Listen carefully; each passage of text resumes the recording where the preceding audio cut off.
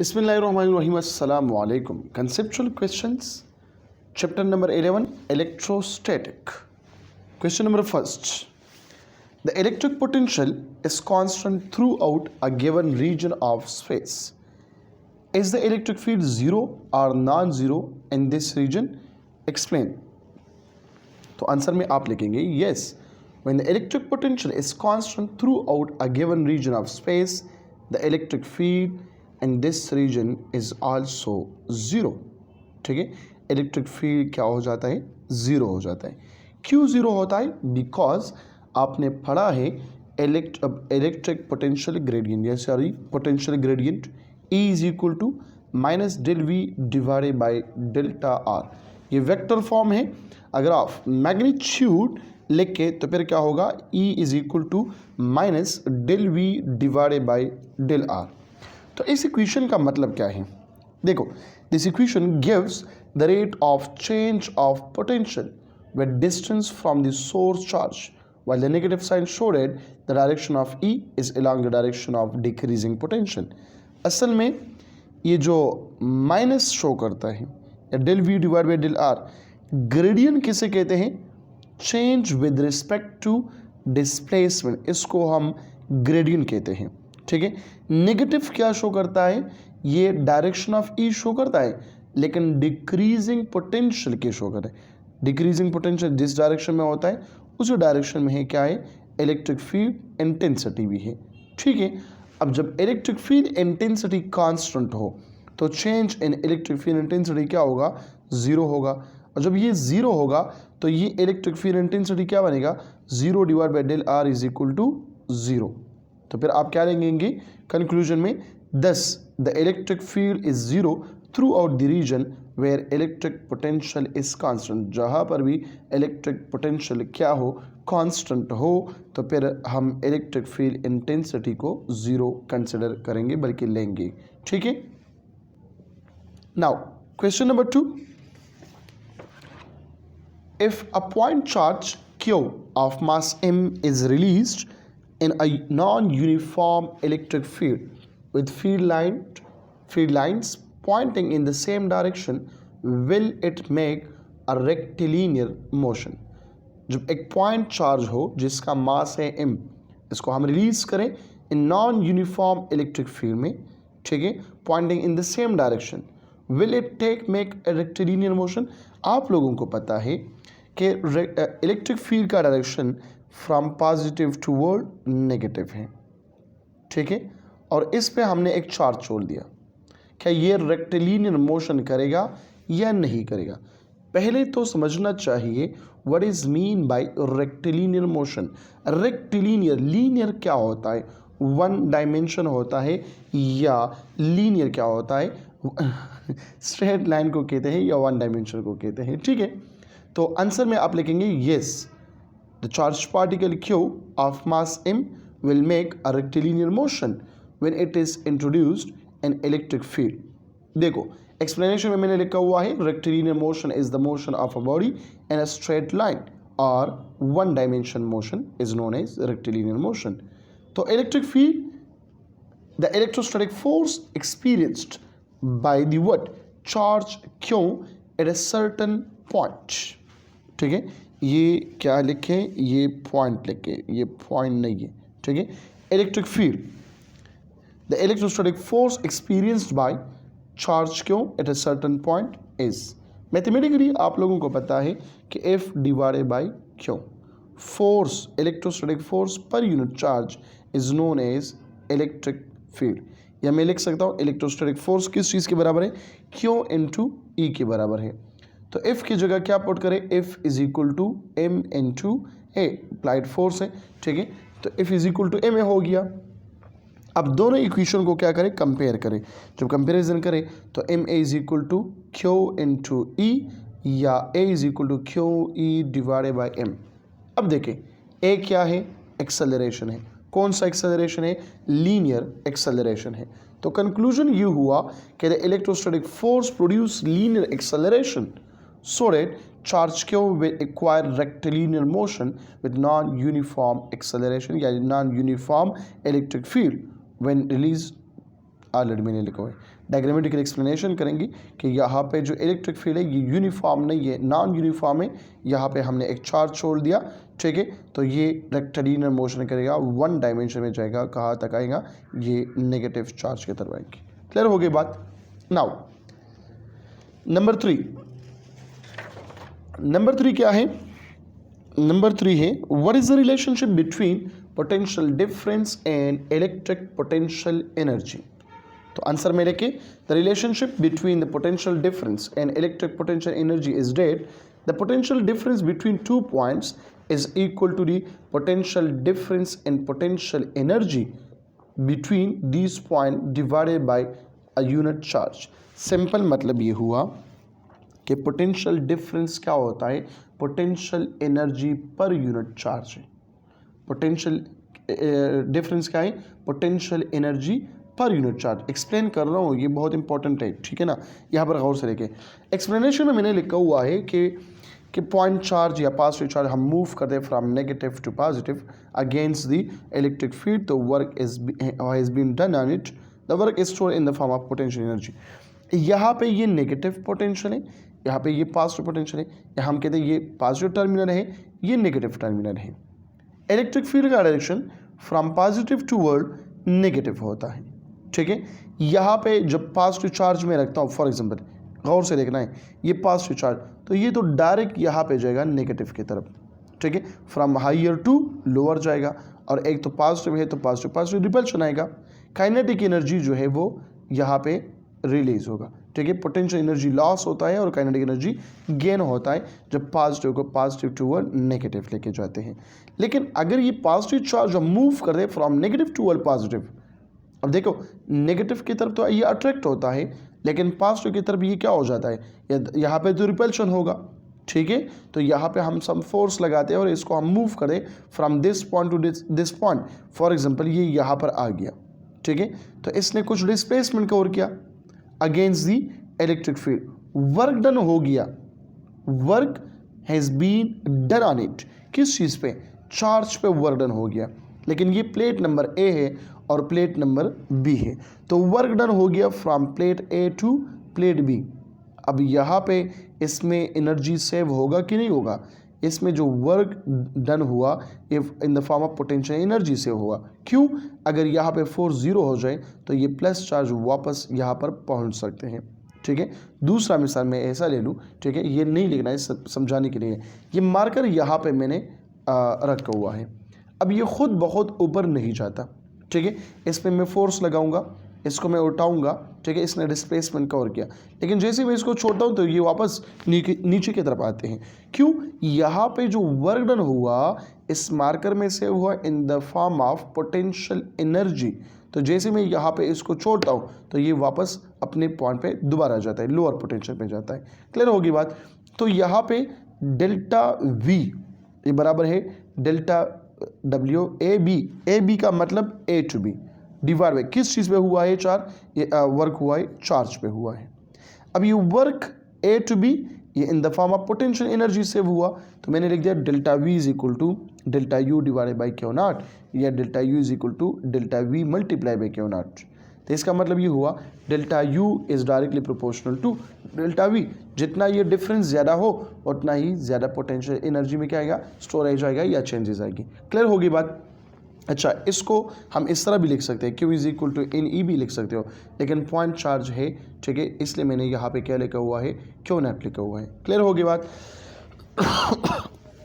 Now question number 4। Question number 4 पे क्या है आप लोग देखें, how are the unit of volt and electron volt related, how do they differ. जाहिर बात है volt is the unit of potential difference and electron volt is the unit of energy.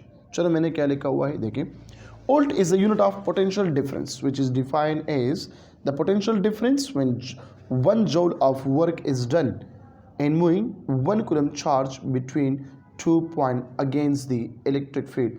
इससे पहले के कंसेप्चुअल क्वेश्चन में मैंने इसको अच्छी तरीके से एक्सप्लेन किया कि del V is equal to delta W divided by Q naught या delta U divided by Q naught. तो यहाँ पे देखें V is equal to W divided by Q मैंने लिखा हुआ है। जब एक जॉल वर्क हो जाए 1 कूलम चार्ज पे, इसको हम कहते हैं 1 वोल्ट कहते हैं। ठीक है, अब मैंने इसको इस तरह भी लिखा है, आप लोग भी लिखे, अच्छे मार्क्स मिलेंगे। जॉल किस चीज़ के बराबर है? न्यूटन इंटू मीटर के बराबर है, तो मैंने यहाँ पर न्यूटन मीटर लिखा हुआ है। ठीक है, फिर न्यूटन किस चीज़ के बराबर है? न्यूटन बराबर है किलोग्राम मीटर पर सेकंड स्क्वायर, और ये कूलम किस चीज़ के बराबर है? एम्पेयर सेकंड के बराबर है। तो ये यहाँ पर पुट करें, आंसर आ जाएगा kilogram metre square divide by ampere into second cube आ जाएगा। क्लियर हो गई बात? तो ये क्या है? ये आ गया वोल्ट। नाउ इलेक्ट्रॉन वोल्ट क्या है? Electron volt is the smallest unit of energy which is defined as the energy lost or gained by in one electron, by an electron when it is displaced across 2 points between which potential difference is 1 volt is called electron volt. आप लोग देखें chapter number 1 में, मतलब chapter number 11 electrostatic में ये मौजूद है, ये है डिफिनीशन। क्लियर होगी बात? ये एनर्जी लॉस कब होगा? जब ये हायर एनर्जी शेल से लोअर एनर्जी शेल पे आता है, तो एनर्जी लॉस होगा in the form of photon या in the form of packets of energy. ठीक है, एनर्जी एब्जॉर्ब या एनर्जी गेन कब होगा? जब ये इलेक्ट्रॉन जाएगा from lower energy shell to higher energy shell, तो वहाँ पे क्या होगा? एनर्जी गेन होगा। क्लियर होगी बात? तो हमने कहा कि फॉर एग्जांपल, गौर से देखना है, फॉर एग्जांपल ये 2 पोटेंशियल है, ये हायर पोटेंशियल है और ये मैंने लिया लोअर पोटेंशियल। ठीक है, तो यहाँ पे इसको चार्ज को मैंने डिस्प्लेस किया, इलेक्ट्रॉन को मैंने डिस्प्लेस किया हायर पे। यहाँ पे फॉर एग्जांपल ये 2 वोल्ट है या 1 वोल्ट है और यहाँ पे आ गया 2 वोल्ट, पोटेंशियल डिफरेंस कितना आ गया? 1 वोल्ट आ गया। ठीक है, तो इसको हम कहते हैं इलेक्ट्रॉन वोल्ट में हम ये लेते हैं। ये कितने इलेक्ट्रॉन हो गए? 1 इलेक्ट्रॉन वोल्ट वर्क हुआ इसमें। ठीक है, किस चीज़ में?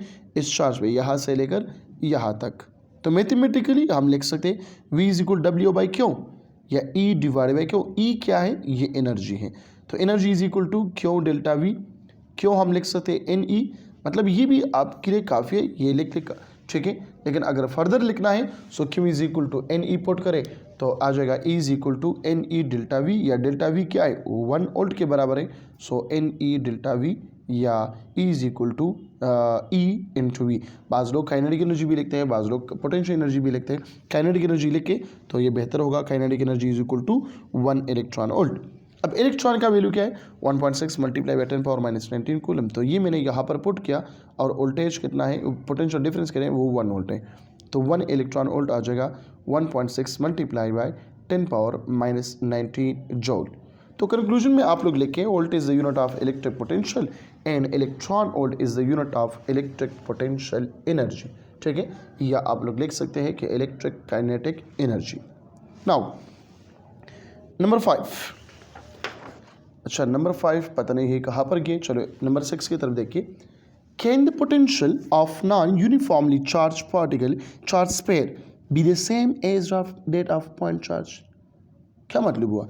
Can the potential of non uniform charge sphere be the same as that of point charge? Potential same non uniformly charge sphere हो सकता है इस जिस तरह पॉइंट चार्ज के लिए है? Yes, the electric potential of non uniformly charge sphere be same as that of a point charge. कैसे? एक्सप्लेन करें। आउटसाइड दी स्पेयर, ये मैंने स्पेयर लिया है जिसका रेडियस R है, यहाँ पे मैं मालूम करना चाहता हूँ इलेक्ट्रिक फील्ड इंटेंसिटी। यहाँ पर देखें, outside the sphere the electric field at any point outside the non conducting sphere on which charge is non-uniformly distributed is the same as that of point charge.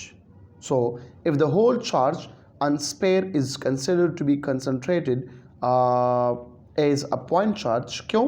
The electric field intensity will be, electric field intensity क्या होगा? Mathematically लिख के Q divided by R square. ठीक है, या E is equal to V divided by R। ये तो electric potential energy, sorry electric field intensity ये भी है और ये भी है। ये in term of coulombic force है और ये in term of potential difference है। क्लियर होगी बात? तो अगर मैं ये दोनों कंपेयर करूँ तो पोटेंशियल का वैल्यू मेरे पास आ जाएगा के क्यू डिवाइडेड बाई आर। बहुत अच्छे तरीके से मैंने एक्सप्लेन किया है चैप्टर नंबर 11 में, आप लोग वो लेक्चर देख सकते हैं।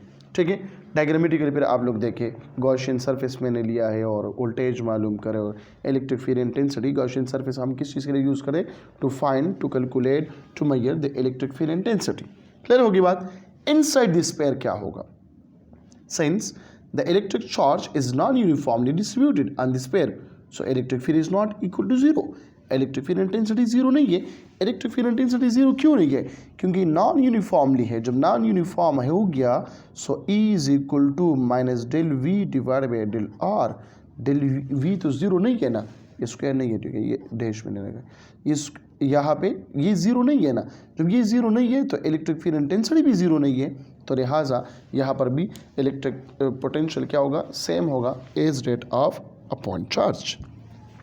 Now Number 7, will the energy stored in the three capacitors be greater when they are connected in series or parallel? Well, ये डिपेंड करता है कि कैपेसिटर अगर सीरीज में लगा हुआ हो, ठीक है, तो एनर्जी स्टोर कम होगा। अगर पैरेलल में लगा हुआ हो तो एनर्जी स्टोर क्या होगा? ज़्यादा होगा। आंसर में मैंने यही लिखा हुआ है, ठीक है, आप लोग देख सकते हैं। If the capacitor is or connected in series combination, then the energy stored in three capacitor will be smaller. If they are connected in series parallel combination, energy storage will be larger. How? Explanation में देखें कि potential energy या charge energy stored in a capacitor किस चीज़ के बराबर है? As you noted, energy stored in a capacitor is equal to the product of average potential and charge as what? आप लोगों ने ये डिराइव किया है कि U is equal to 1/c equivalent into V square. ठीक होगी बात? तो सीरीज कम्बिनेशन में 1/c equivalent is equal to 1/c1, c2 and c3। आप लोगों को पता है कि c इक्विलेंट स्मॉलर है इंडिविजुअल कैपेसिटर से, और पैरेलल में c इक्विलेंट लार्जर है इंडिविजुअल कैपेसिटर से। क्यों? क्योंकि आपने सीरीज कम्बिनेशन, अगर आपसे कोई पूछे या आपने पढ़ा होगा, मैं सिर्फ याद दिलाने की कोशिश करता हूँ, ठीक है, आपने पढ़ा है सीरीज कम्बिनेशन हम क्यों लेते हैं और पैरेलल हम क्यों कंसीडर करते हैं। सीरीज कम्बिनेशन असल में लैब में हम जब जाते हैं, मुझे चाहिए स्मॉलर कैपेसिटेंस, और वहाँ पे सारे कैपेसिटर जो पड़ी हुए हैं वो लार्जर है, तो मैं लार्जर कैपेसिटर्स को कनेक्ट करता हूँ सीरीज़ में, तो रिजल्टेंट पे मुझे स्मॉलर कैपेसिटेंस या स्मॉलर कैपेसिटर बन जाता है। ठीक है, या मुझे चाहिए लार्जर कैपेसिटर और वहाँ पे जो कैपेसिटर है वो स्मॉलर है, तो मैं क्या करता हूँ, 2 या 3 या 4 डिपेंड करते हैं मुझे जितना रिक्वायर्ड होता है, ठीक है, वो मैं कंसीडर करता हूँ क्या, कनेक्ट करता हूँ पैरेलल कम्बिनेशन में। और जब मैं पैरेलल कम्बिनेशन में लगाऊँ तो रिजल्टेंट पे क्या मिलता है? रिजल्टेंट में मुझे मिलता है लार्जर कैपेसिटेंस। क्लियर हो गई बात? तो ये दोनों है। सीरीज कम्बिनेशन पे कैपेसिटेंस स्मॉलर है, जब कैपेसिटेंस स्मॉलर हो तो यहाँ पे देखें इसके दरमियान रिलेशन एनर्जी स्टोर स्मॉलर होगा। ठीक है, पैरेलल कम्बिनेशन में कैपेसिटेंस ज़्यादा है तो यहाँ पर रिलेशन देखें एनर्जी स्टोर क्या होगा? ज़्यादा होगा। तो कंक्लूजन में मैंने यही चीज़ क्लियर किया है कि it is glad that equivalent capacitance of parallel combination is larger. यहाँ पे एक पॉइंट नोट करें, ठीक है ना, यहाँ पे इज़ लार्जर, ठीक है, then series, therefore in pair, अच्छा, ठीक है, therefore in parallel combination the energy store is greater than series combination. Clear होगी बात? Now number 8, can different equipotential lines cross each other? No, different equal potential line never cross each other. Why? What is mean by electric potential lines? Electric potential lines किसे कहते हैं? पहले हम तो इस पे समझना चाहिए, ठीक है। Alliance या align which is drawn such that it join all points which are at the same potential due to electric field of charge. देखो यहाँ पे मैं थोड़ा सा इसको एक्सप्लेन कर रहा हूँ, शायद आप लोगों को याद नहीं हो, ठीक है।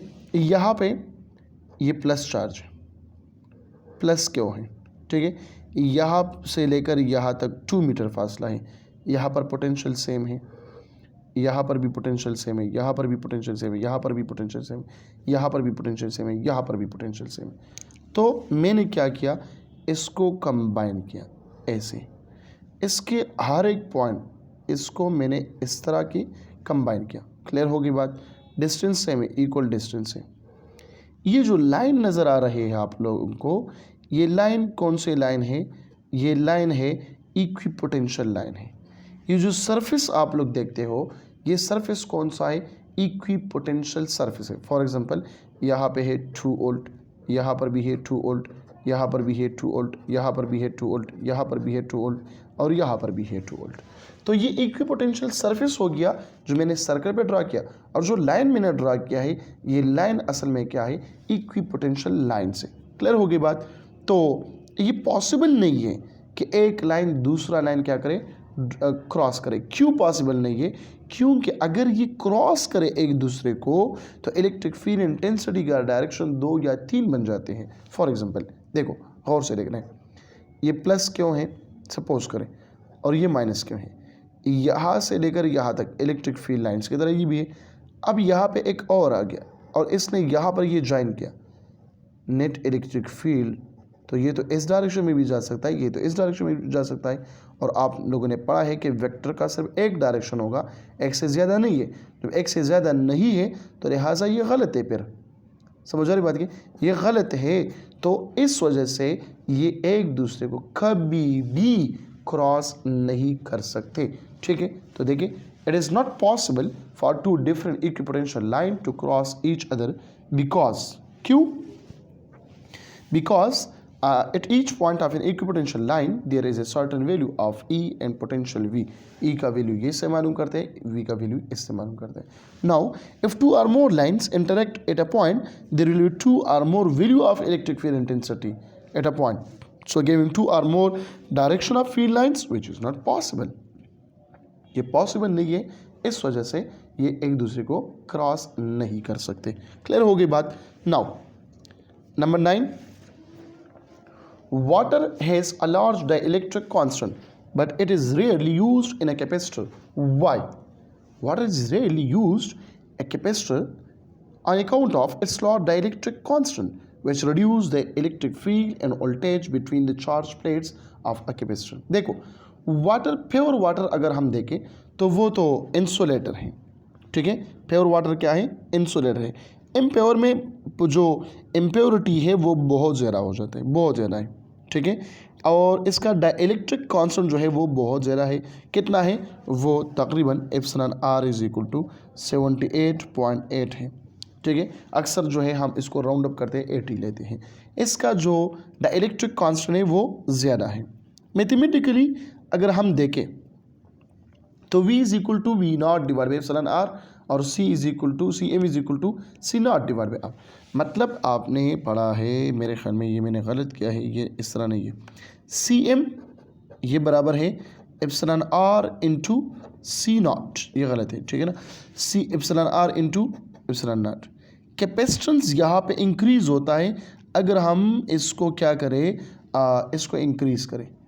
अब क्वेश्चन ये है कि वाटर को डाइलेक्ट्रिक कांस्टेंट ज़्यादा है तो फिर हम क्यों यूज़ नहीं करते? अगर ये लार्जर है तो ये कैपेसिटेंस लार्जर होगा, लेकिन नहीं, पोटेंशियल जो है वो डिक्रीज हो जाता है। V is equal to V not divide by epsilon R. और ये कहाँ से आया? ये आपने पढ़ा है V इज इक्वल टू के क्यों डिवाइड बाई आर। तो के की जगह पर वैल्यू पुट करें ना।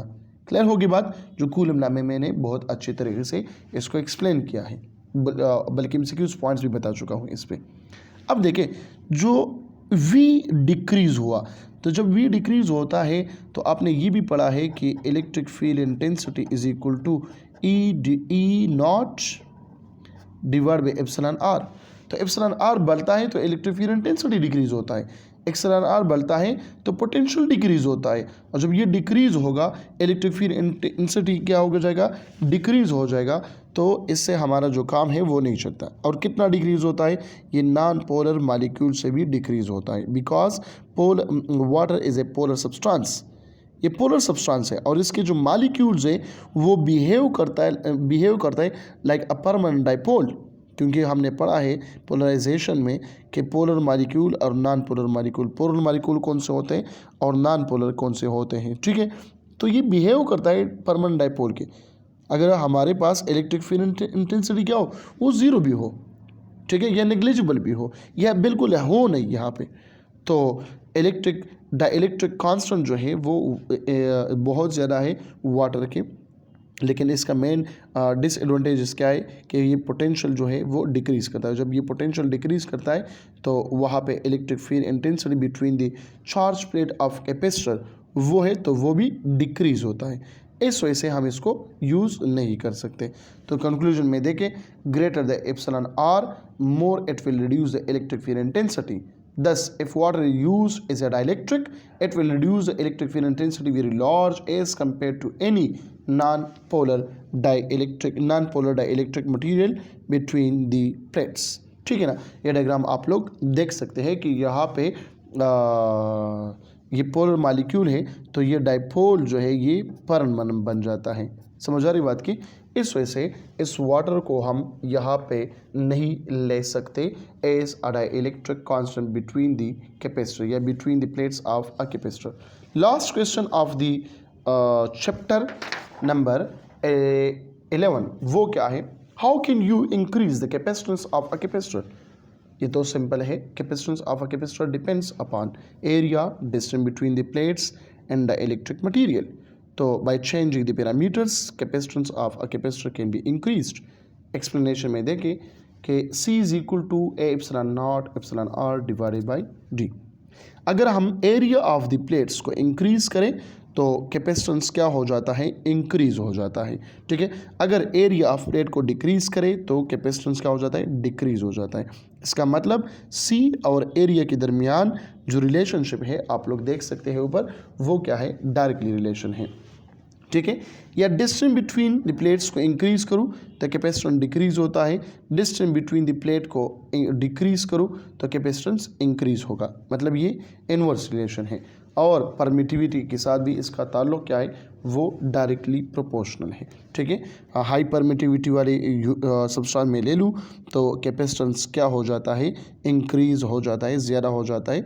लेकिन ख्याल रखना है कि इसके साथ इलेक्ट्रिक फील्ड और पोटेंशियल पे क्या असर पड़ता है, तो उस वजह से फिर हम बहुत हाई डाइलेक्ट्रिक मटेरियल जो है वो इस्तेमाल नहीं करते। इससे पहले आप लोगों ने उस शॉर्ट क्वेश्चन में ये सीख लिया। क्लियर हो गई बात। तो ये रहा short question of what chapter number 11। इस चैप्टर का PDF फॉर्म आप लोगों को मिलेंगे फेसबुक पेज पे। फेसबुक पेज क्या है आप लोगों के बिल्कुल स्क्रीन पे नज़र आ रहा है, NMDCAT फिज़िक्स सर्च करें और वहाँ से ये सारे जो है डाउनलोड करें। ये पिक्चर्स फॉर्म में मौजूद होंगे, वहाँ से डाउनलोड करें। Thank you so much. अल्लाह हाफिज़।